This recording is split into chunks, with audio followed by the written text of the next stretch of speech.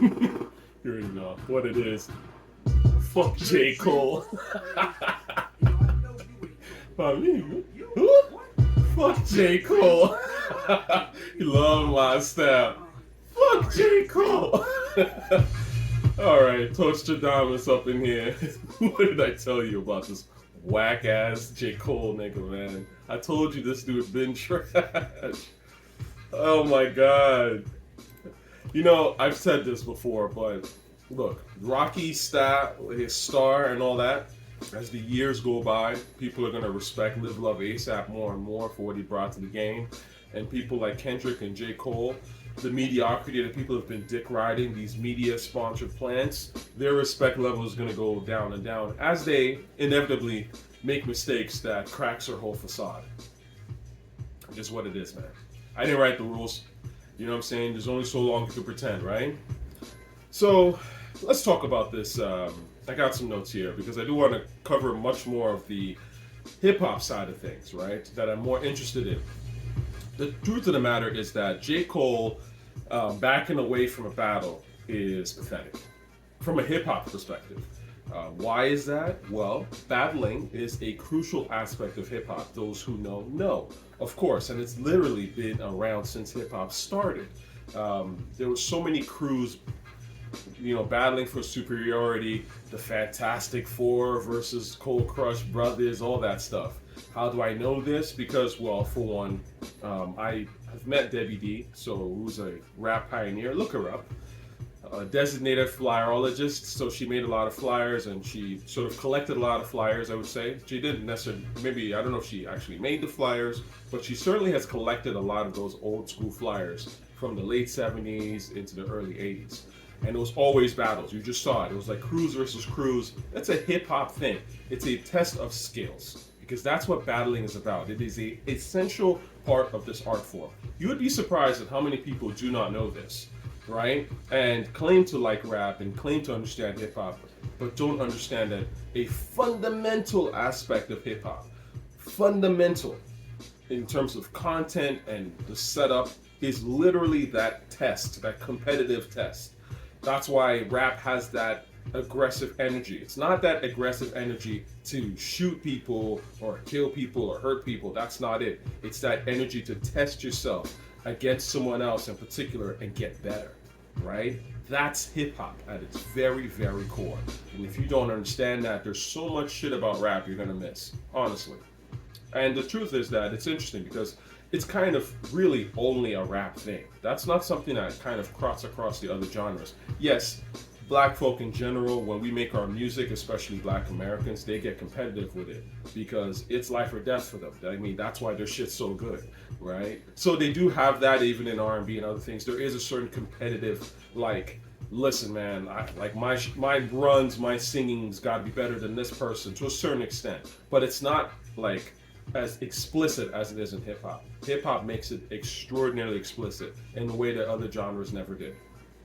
Now, the reason I bring this up is because I saw a little bit about Charlemagne, Breakfast Club, and he started giving excuses for J. Cole, right? This is the media pandering, and I didn't watch all of it because it was just so silly. I had to turn it off.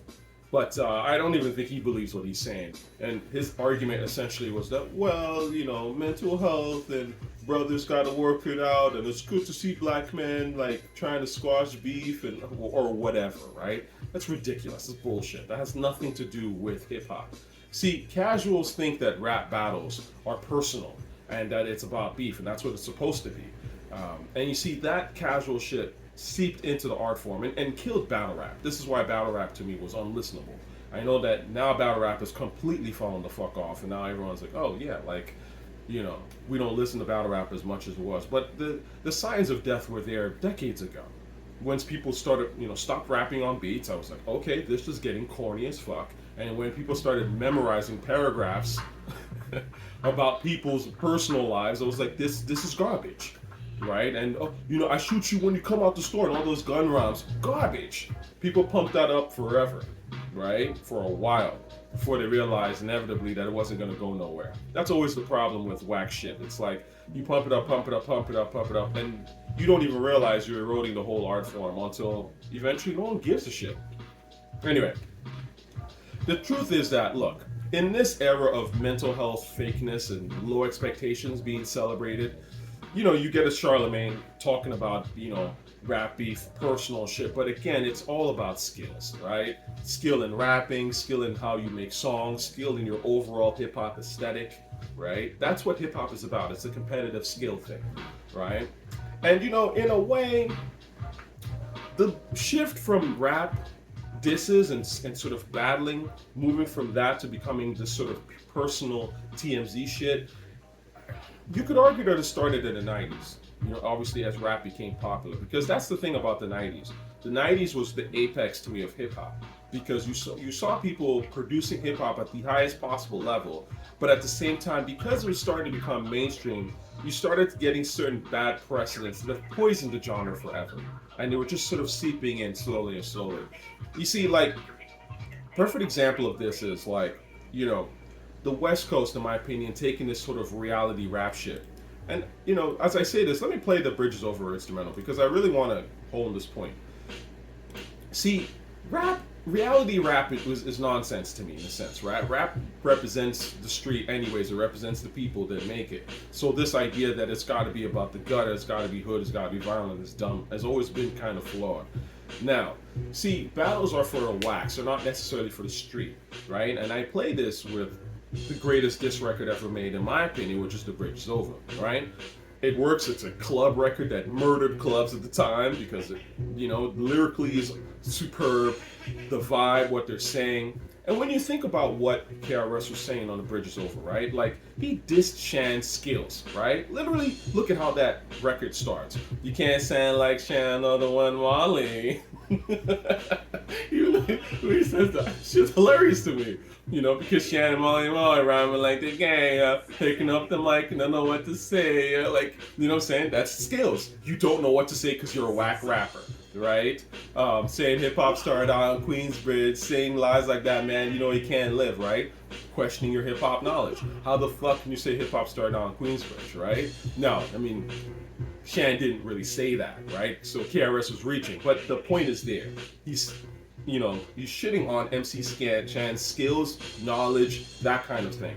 That's a rap battle. And then, of course, Queens keeps on faking it and then just decided to shit on the whole borough. I love that. Queens keeps on faking it, right? Basically saying that all these Queens niggas is a bunch of frauds, how they approach rap and things like that. And to be honest, that's how people at the time felt.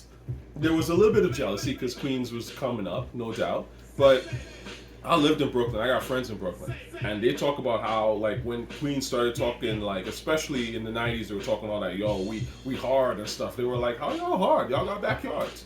We in Brooklyn. We got projects. It's real in Brooklyn. You know what I'm saying? Y'all are copying Brooklyn and pretending like you have a culture. So I understand why KRS would say that, right? But again, he's dissing the knowledge. He's dissing the skill set. That's what you're supposed to do in a rap battle. See, like KRS could have been like, oh, Shan, you're trash because you smoke crack. I mean, maybe he knew that MC Shan was involved in drugs. Maybe he didn't, right? Allegedly. But, at the end of the day, like, that stuff is not really fit for a rap battle. You know what I'm saying? And this is kind of my point. It's about the skill set. Pac, to me, was kind of like the first person I would say that you could argue that really started making stuff super personal. That was really getting across into that TMZ shit, right? That's why I fucked your bitch, you fat mother, that whole shit. And like, Hit 'Em Up is a good diss, but it does set a bad precedent when you think about it. You claim to be a player, but I fucked your wife. You bust some bad boys, niggas fucked for life. That's funny. It's good, right? But again, it is personal and a little too violent. Like, on some real, like, yo, we will find you in the streets and kill you. Pardon me, I got, like, let's see if I can find a little tissue or something like that. Hold up.